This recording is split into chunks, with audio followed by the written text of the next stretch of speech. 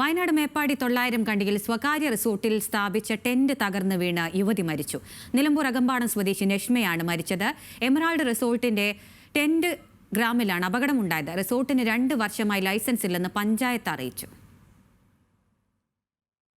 പുലർച്ചെ 2:30യോടെയാണ് അപകടം.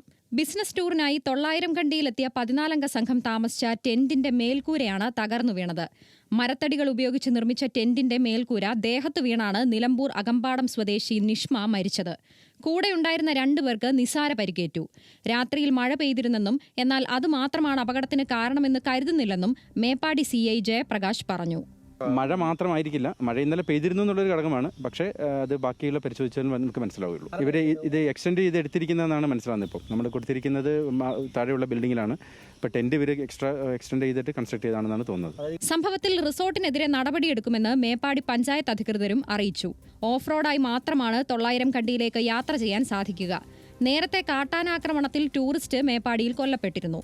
സംഭവത്തിൽ മേപ്പാടി പോലീസ് കേസെടുത്ത് അന്വേഷണം ആരംഭിച്ചിട്ടുണ്ട്. ന്യൂസ് മലയാളം, വയനാട്.